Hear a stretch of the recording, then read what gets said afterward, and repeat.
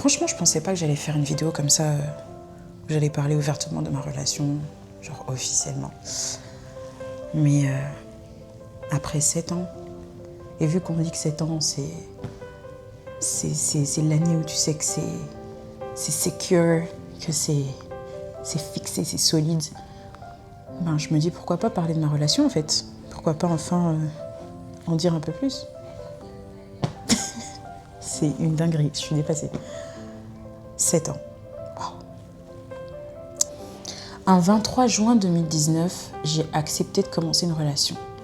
Et avant ça, franchement, je vivais ma vie.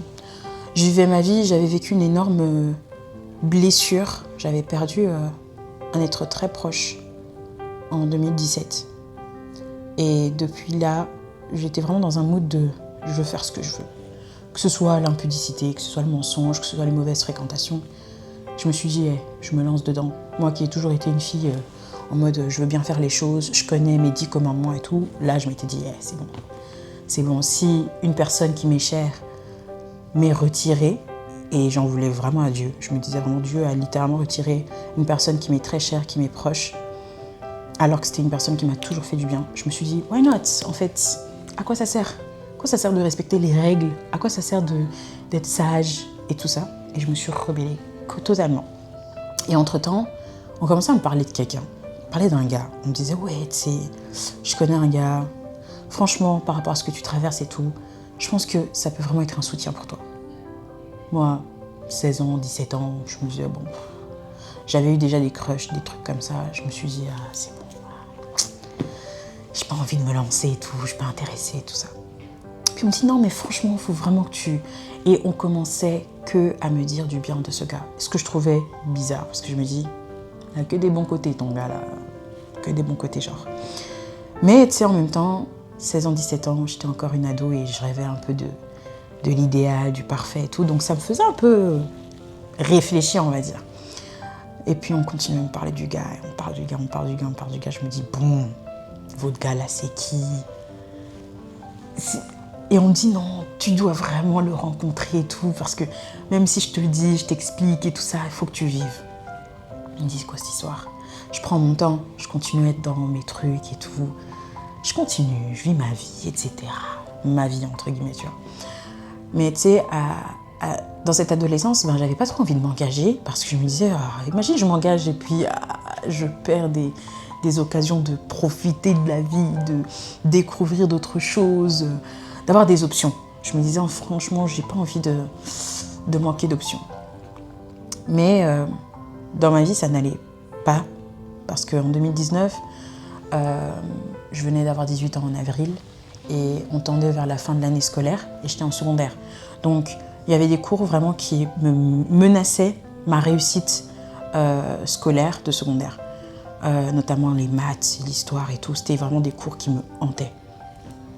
Et du coup, je me disais, ces cours-là, si ça se passe mal, j'ai pas de diplôme.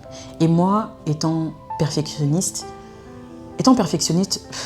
je me disais vraiment, si je rate là, c'est l'honneur de ma famille, c'est ma dignité, c'est ma réputation. Je pensais tellement loin.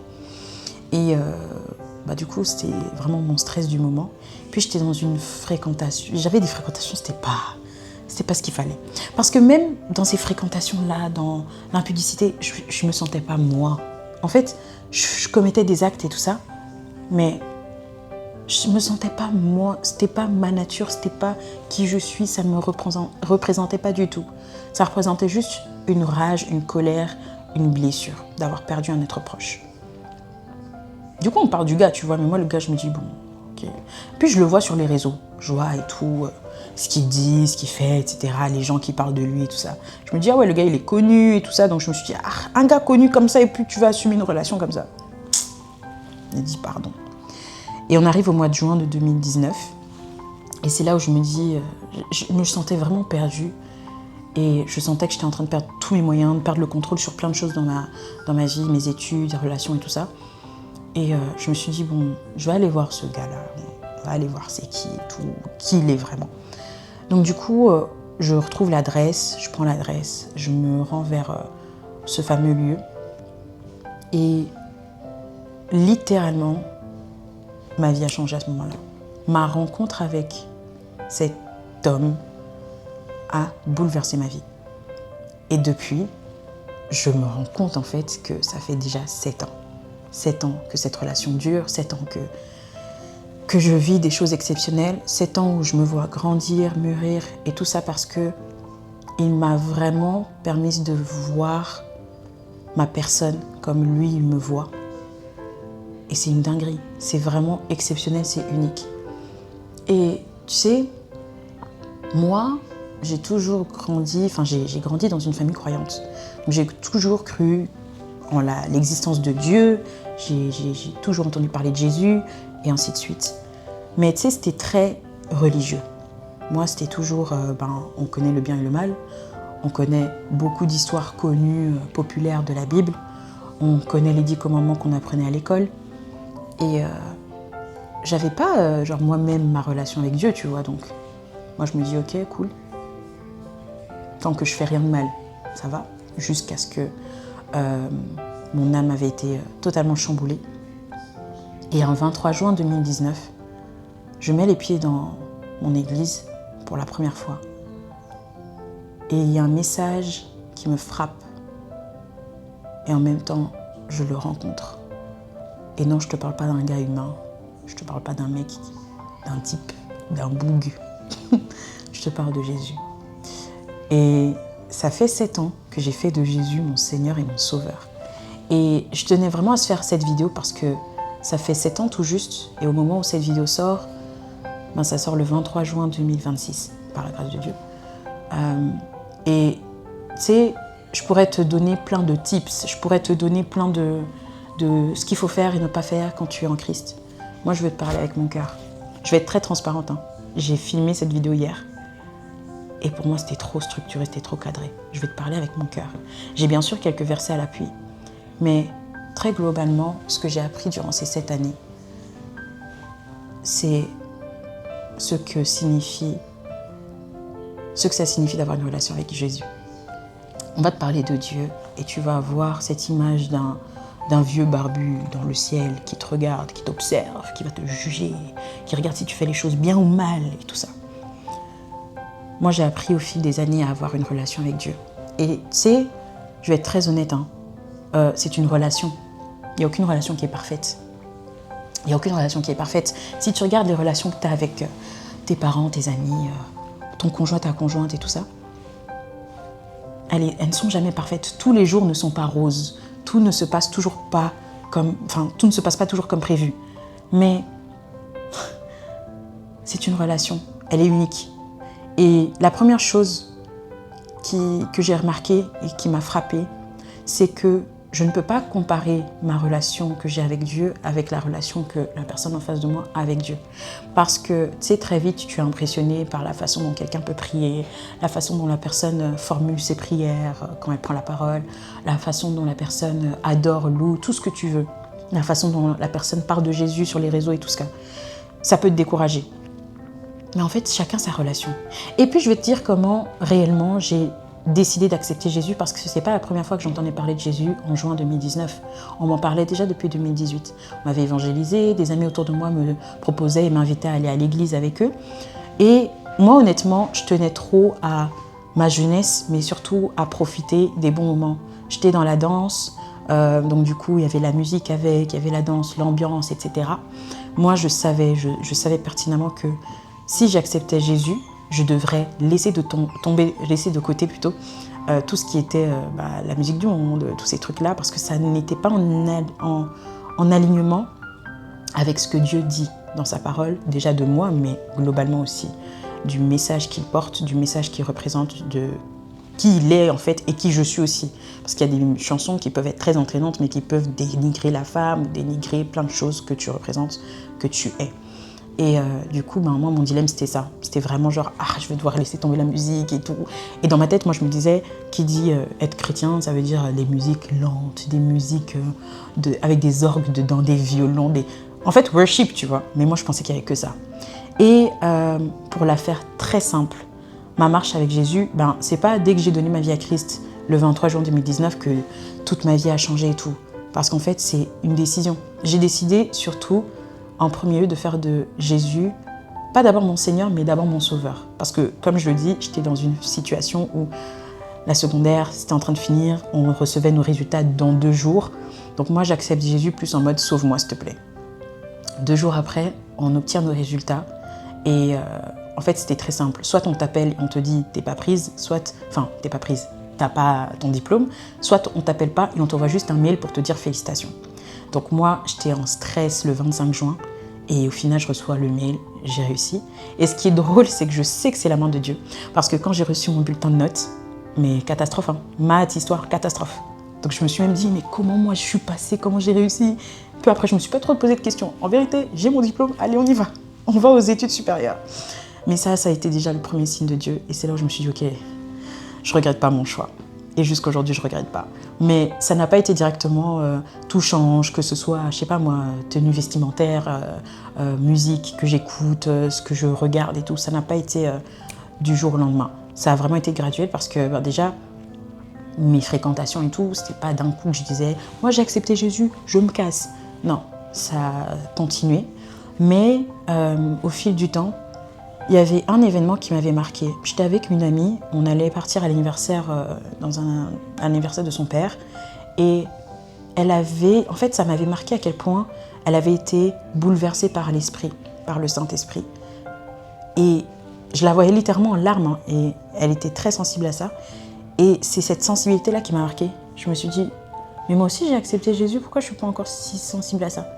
Et c'est là où je me suis dit, ok, il faut que je me prenne au sérieux, il faut que je prenne cette relation au sérieux. Et c'est comme ça que j'ai commencé à marcher avec Christ et que je l'ai accepté aussi comme Seigneur. Maintenant, bien sûr, tu sais, c'est une relation qui se construit. Donc je viens pas te dire que je connais la Bible par cœur, que je maîtrise tout ce qui est sujet à Jésus, etc. J'apprends dans cette relation. Mais ce que je retiens surtout de cette relation, c'est l'authenticité. Parce que Dieu me connaît. Et quand on dit Dieu te connaît, Dieu t'a créé, c'est réel. Moi, je l'expérimente au quotidien. Pourquoi je peux dire que Dieu me connaît? C'est parce qu'il parle mon langage. Mon langage d'amour, mais mon langage aussi tout court. Moi qui avais du mal à me lancer à cause de mon attachement à la danse et à la musique et tout. Ben, dès que j'ai eu la conviction de supprimer toute chanson, etc., ben, le même jour où j'ai supprimé ma playlist, le même jour, j'ai eu plein de suggestions, de recommandations sur les différentes plateformes de chansons, mais quand je te dis afrobeat chrétien et tout ça, donc je te parle d'artistes comme Limo Blaze, Cold Out Music, Adaï, tout ce que tu veux, ça fusait dans mes recommandations et mes suggestions. Donc en fait, c'était en mode refresh, un update, et c'était agréable à expérimenter parce que tu découvres et puis tu te dis, en fait, mais il y a ça quoi. Pas pour dire qu'on a ça version chrétien, c'est vraiment genre des artistes qui ont à cœur de transmettre la bonne nouvelle, la parole de Christ au travers de la musique, dans un style musical qui existe dans tous les mondes que vous voulez. Et ça a été le premier signe où j'ai capté que Dieu me connaît et qu'il parle dans mon langage d'amour aussi. Quand Dieu me touche, il me touche le cœur. Les moments de qualité, quand Dieu me parle et tout, franchement, il y a des choses qu'il faut vivre. Il y a vraiment des choses qu'il faut vivre et expérimenter. Ces années ici, surtout, s'il faudrait que je te donne des versets qui m'ont marqué le plus, ben, un des versets, ça serait Romains 8 au verset 15. Romains 8 au verset 15 nous dit « Vous avez reçu un esprit d'adoption par lequel nous crions « Abba, Père ».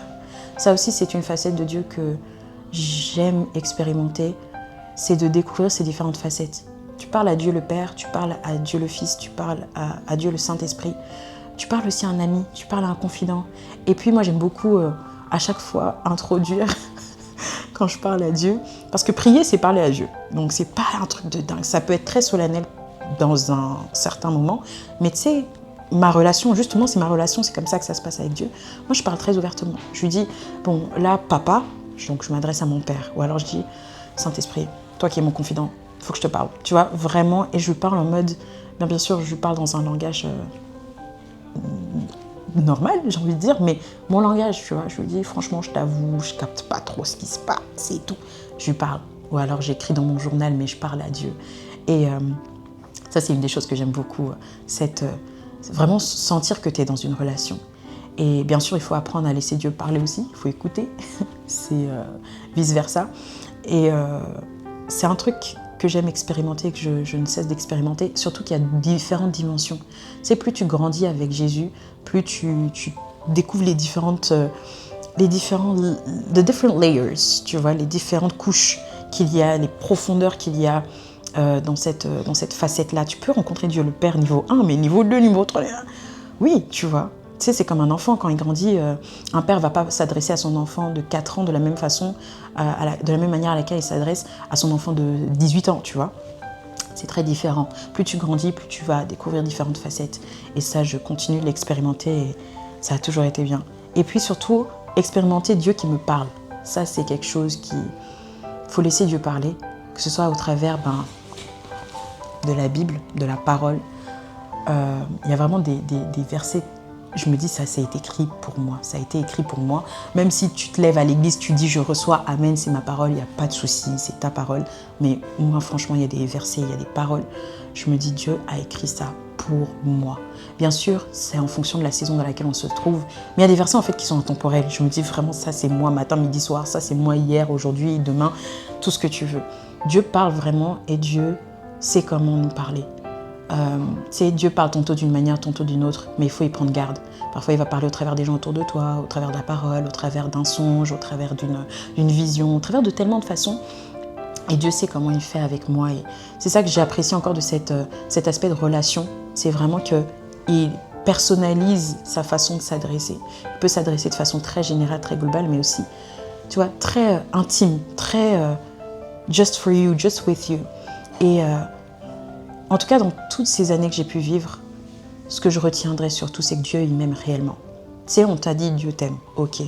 On te donne Jean 3,16, car Dieu a tant aimé le monde. Tu fais partie de ce monde-là. Que Dieu nous a tous créés pour un but. Que Dieu... En fait, Dieu nous aime, ça c'est sûr. Mais expérimenter l'amour de Dieu, personnellement, ça n'a pas de mots. Honnêtement, je pourrais rester ici 20 minutes, essayer de blablater, tourner autour du pot. Je ne saurais pas vous le dire. Parce que c'est vraiment quelque chose qui se vit. Et ça se vit, encore une fois, c'est une croissance. Donc, plus tu traverses des situations, plus tu vois l'amour de Dieu. Et elle est insondable, elle est inconditionnelle. C'est pas Dieu qui va te dire « je t'aime si tu fais ça ». Je t'aime si tu acceptes ça ou tu... Non. Ça n'a pas de... Je n'ai pas de mots. Franchement, je suis désolée, je n'ai pas de mots. Tu sais, c'est comme dans Éphésiens 3 au verset 17 à 19 qui nous dit « Afin que vous puissiez comprendre quelle est la largeur, la longueur, la profondeur et la hauteur de l'amour de Christ. » Je vous assure, l'amour de Dieu n'a pas de taille.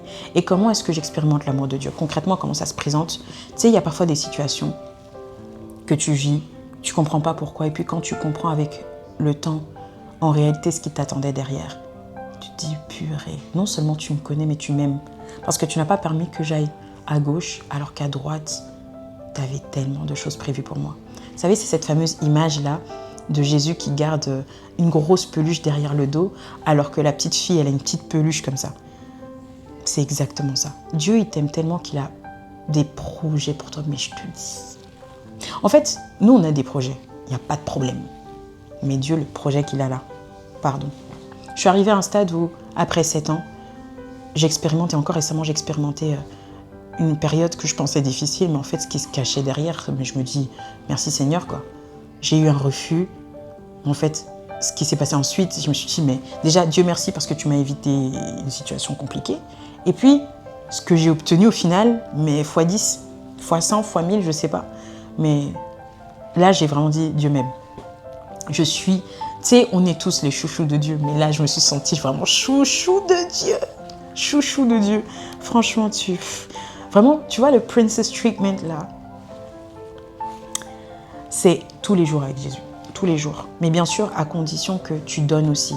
Tu sais, parce qu'on va très vite dans le « Ouais, Dieu, il a fait ça pour moi, Toi aussi, donne. On a parlé de faire de Jésus ton Seigneur et ton Sauveur. Seigneur, ça veut dire que c'est ton maître. Ça veut toi aussi de soumettre. Bon, je ne vais pas trop parler. Parce qu'on peut mal interpréter ça, mais... En fait, on a une mission. Dis-toi que tu as une mission et que tu dois avoir des ordres de quelqu'un quand même. Tu es en mission. Tu es un soldat en mission sur le terrain. Donc ton maître va bien sûr te donner des instructions. C'est pas non plus qu'on va te frapper ou t'es esclave ou quoi, c'est pas dans ce sens-là. C'est dans le sens où tu as été créé pour une mission et que Dieu compte sur toi. Et d'ailleurs, ça, c'est un élément clé. La façon dont Dieu m'utilise et Dieu me fait confiance. Ça, c'est un des points que j'ai expérimenté, on va dire, ces 3 dernières années. Dieu qui me fait confiance, alors que moi-même, je ne me fais pas confiance, dinguerie. Pour celles et ceux qui le savent, je suis... comment dire ça? Une femme des médias. Je suis une femme des médias, je prends la parole en public dans différents contextes, que ce soit des événements, que ce soit des émissions télé, radio, des voix off. Je suis une femme des médias. J'ai fait des études ici dans tout ce qui est médias et communication. Et la façon dont Dieu m'a conduit à arriver jusqu'à là et me faire confiance pour prendre la parole devant les gens, jusqu'aujourd'hui, je ne sais pas pourquoi. Mais je sais que c'était dans le plan de Dieu. Parce que vraiment, tu sais, il y a toujours plus expérimenté que moi, il y a toujours plus professionnel que moi, il y a toujours plus... je sais pas. Il y a toujours plus, en fait. Il y a vraiment toujours plus. Et Dieu m'a choisi et Dieu a permis que moi, je sois celle qui porte ces messages-là, qui est la parole, qui est le micro en main. Et ça me rappelle la parole de Dieu dans Jérémie. Quand Jérémie dit... Dieu lui donne une instruction, il lui demande d'aller dire ça, d'aller donner un certain message. Et Jérémie lui répond, il lui dit, moi je suis trop jeune pour ça. J'étais dans le même cas. Moi je suis trop jeune pour ça, Seigneur, pourquoi tu m'envoies, pourquoi moi et tout. J'étais dans le même cas. Et c'est là où Dieu dit, moi je t'interdis de dire que tu es jeune, hein. T'es pas trop jeune pour ça. Hein. Moi-même je vais te donner les mots dans la bouche là. Toi, mais les mots là que tu cherches et tout, c'est moi-même qui vais te les donner. Tu vas dire ce que je vais te dire de dire. Et surtout l'année 2022, à partir de 2022, donc il y a 4 ans presque, la façon dont les choses ont shifté. J'ai simplement commencé à servir dans mon église locale à la communication. Puis j'ai commencé à faire de la radio, toujours à l'église. Et de la radio, j'ai fait une rencontre exceptionnelle, Carolina Johanna. Et elle m'a mis en contact avec... En fait, je sais pas comment vous expliquer ça. C'est allé tellement vite que tu sais, bien sûr, l'ennemi va venir, il va te mettre des doutes et tout ça, il va te mettre ça dans un bel emballage cadeau qui s'appelle le syndrome de l'imposteur. Il va te le mettre comme ça devant toi. Syndrome de l'imposteur qui va te faire croire que ce que tu as, tu ne le mérites pas, etc. etc. Et comment je sais que Dieu, il me fait confiance, c'est parce que je n'ai jamais été préparée à ça. Je n'ai jamais fait de formation de prise de parole en public, je n'ai jamais été armée pour ça. J'ai juste ce don-là que Dieu m'a donné, de prendre la parole devant les gens, d'être à l'aise devant les gens, de mettre aussi les gens à l'aise dans certains contextes, de mettre de l'ambiance, etc. En fait, de transmettre de la joie, de l'amour, de la bonne humeur, tout ce que tu veux. Et donc, c'est comme ça que j'ai fini par être sur des scènes incroyables, présenter des artistes chrétiens que j'écoutais, que j'aime beaucoup écouter, prendre la parole devant des milliers de personnes, toute une aventure. Et ça a commencé par Dieu qui m'utilise tout simplement avec ce don qu'il a mis en moi depuis toujours. Parce qu'en vérité, depuis toujours, j'ai pris la parole, que ce soit à la maison, t'aimes bien faire des présentations de tout et n'importe quoi, à l'école, dès qu'on dit qui veut commencer sa présentation, son projet et tout, je levais la main. Donc je n'avais aucun problème avec ça. Mais de comprendre que c'est un don que Dieu avait mis en moi depuis tout ce temps et que maintenant, ça s'exprimait aux yeux du monde, c'est exceptionnel. Et tu sais, je ne serai jamais la meilleure aux yeux de tout le monde. Je ne serai jamais la plus expérimentée, etc. Je n'ai aucun mérite, mais Dieu me fait confiance. Et Dieu me met à chaque fois les paroles dans la bouche qu'il faut. Et quand tu as des gens qui viennent et qui t'envoient un message pour dire « Oh, j'aime beaucoup ce que tu dégages », ça me confirme que c'est Dieu parce qu'on ne vient pas me dire juste « T'es belle, t'as une belle voix », des trucs superficiels. On vient souvent me dire « J'aime beaucoup, tu as dégagé de la joie, etc. » Et c'est ma seule prière. Moi, c'est ma seule prière quand on me dit « Ok, tu vas animer ce concert-là », je sais que les gens ne viennent pas pour moi déjà, tu vois. Donc, l'humilité est beaucoup trop présente pour que l'orgueil vienne et dire « Ah ouais, c'est pour moi et tout, je suis la star. » Ma chérie, non. Tu n'as sorti aucun single, tu n'as sorti aucun album. Tu te calmes.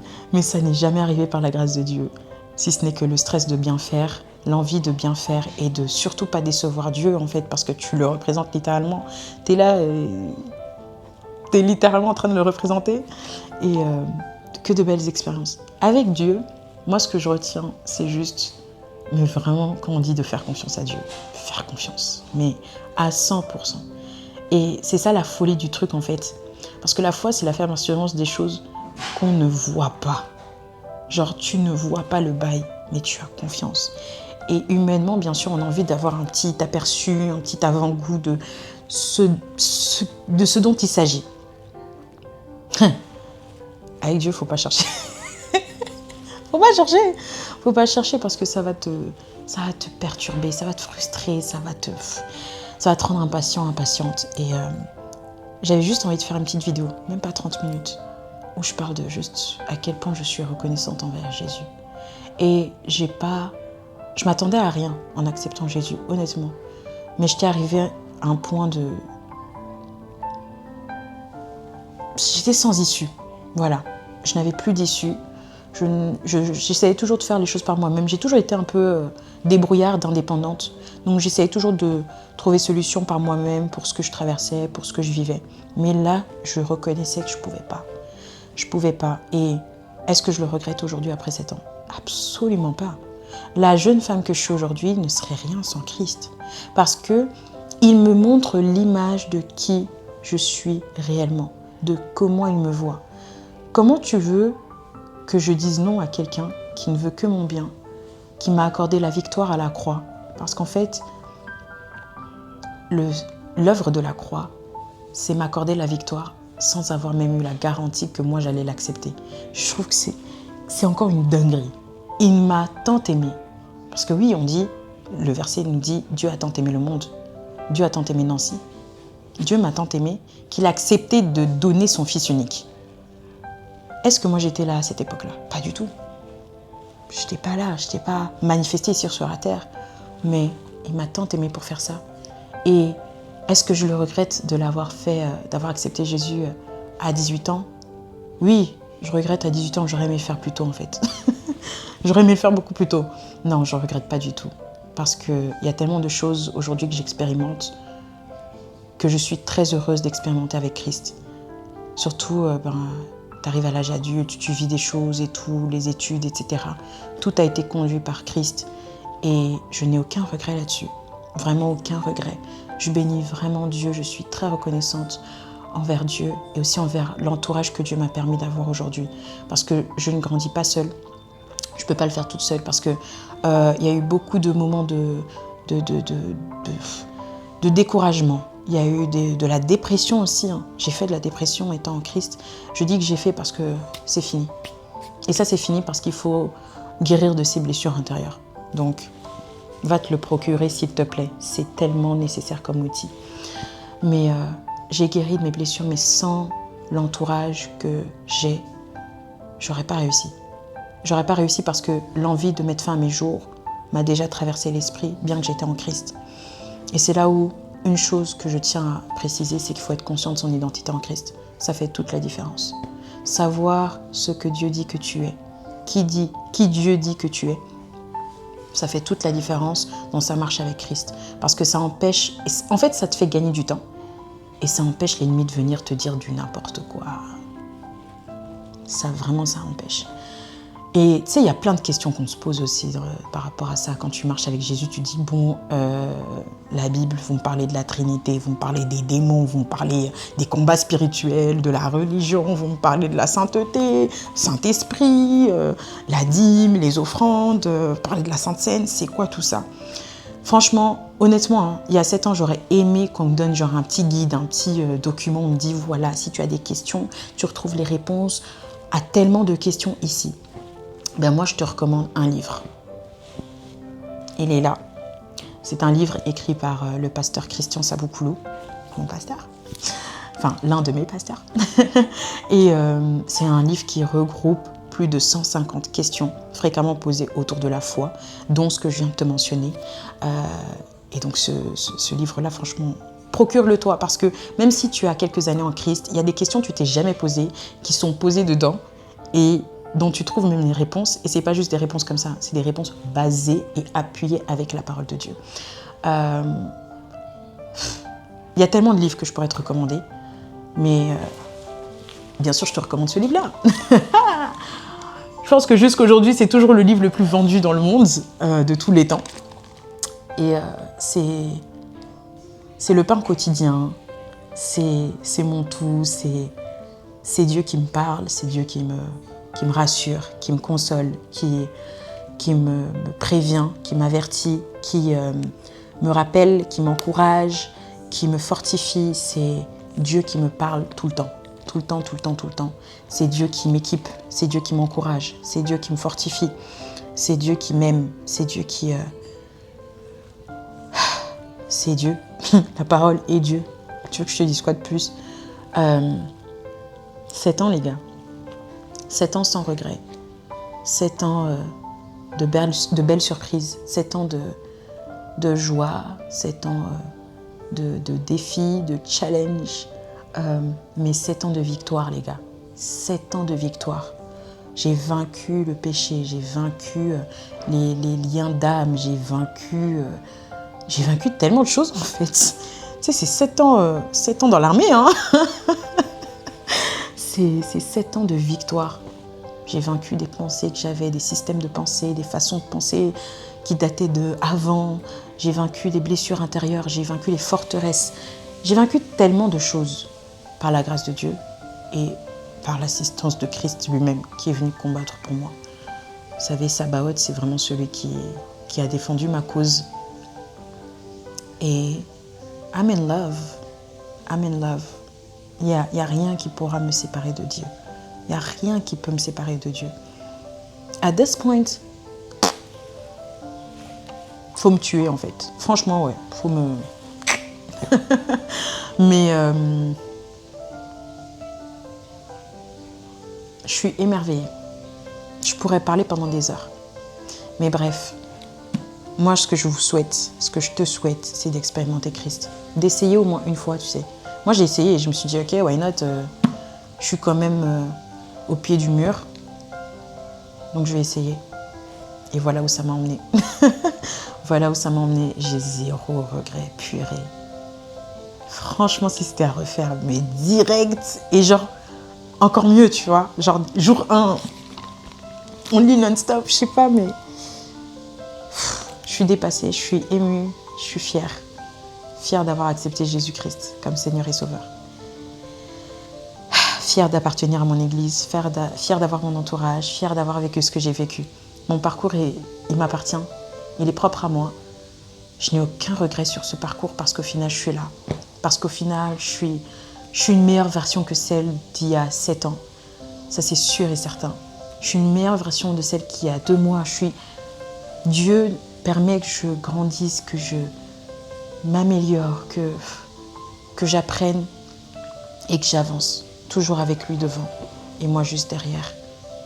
Et parfois même, il me pousse vers l'avant, mais il est toujours derrière. Donc,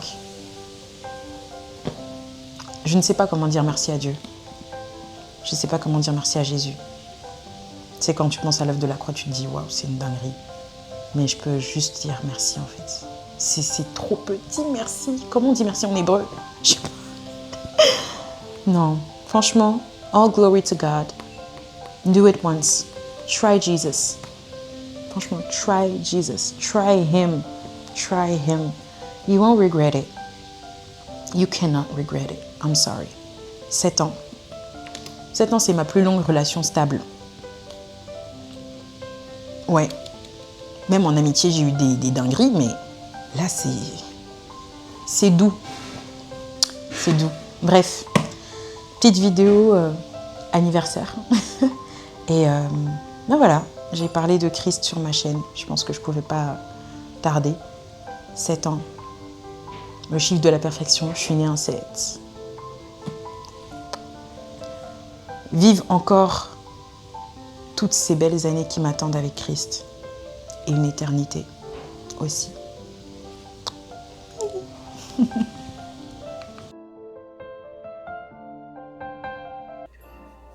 fait, comme beaucoup d'autres, j'étais censée être baptisée il y a plus d'1 an et demi. Mais c'était un mal pour un bien.